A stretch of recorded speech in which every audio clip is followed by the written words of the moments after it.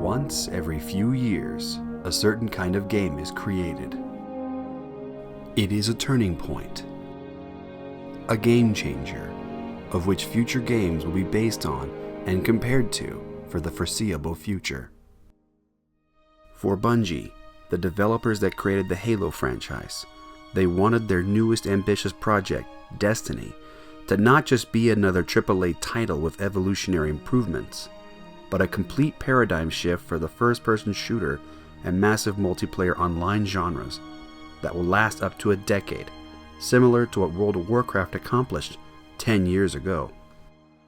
With Bungie's strong reputation for quality, combined with Microsoft no longer preventing them from launching their titles across all consoles and platforms, pre-launch hype for Destiny soared to near unprecedented levels, with just over 3 million pre-orders 2 weeks prior to release.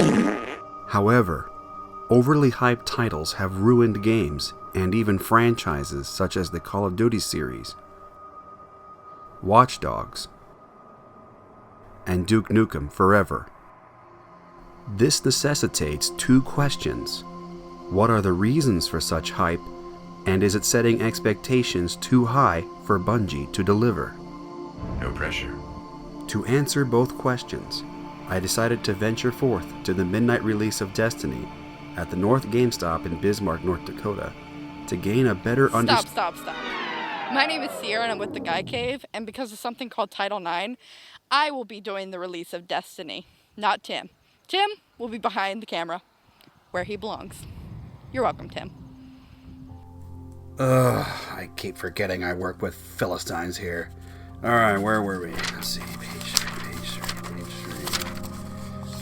Ah yes, interviewing for the hype. When we arrived, we asked several people why they pre-ordered Destiny. Played the beta. Played the beta? I played the beta. Because I just liked the game, the beta, and all that kind of stuff, you know. At first I was like, I wasn't expecting much of it. And at first I was kind of, I don't know if I want to even try it. Wasn't gonna get it. I decided, it doesn't seem like my kind of game. But then when I got the beta, I'm like, I want this game.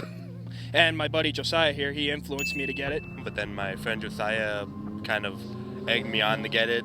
He was just talking to me about it. He's like, this game is awesome, so you should get it. So I decided I'd buy it. I tried the beta, and I loved it. Pre-ordered it. What's your first impression when you saw the Destiny trailer? They kind of did a little bit of Call of Duty and Halo together. Run around, kill some aliens. A lot of fun. Borderlands-esque. Not too much, but good enough for me. Despite initial misgivings from early promotion and the beta, these dedicated fans, along with over 200 gamers that quickly formed a line behind them, waited over 2 hours in near-frost conditions, high winds, and one of the most horrific years in terms of mosquitoes and mayflies.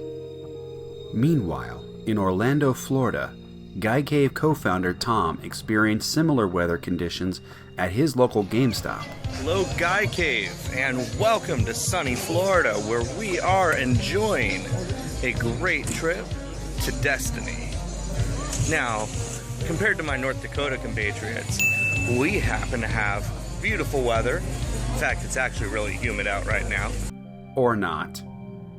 Jerk.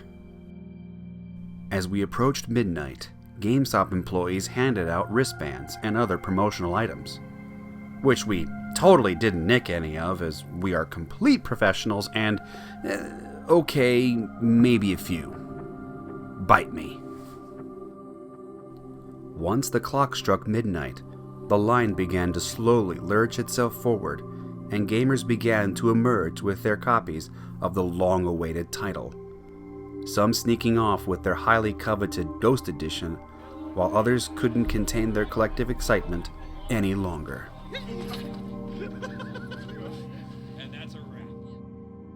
After the line subsided, the crew packed up our gear as I went inside to get my limited Ghost Edition, anxious to see if the final product lived up to its hype. 30 minutes later, I had my answer.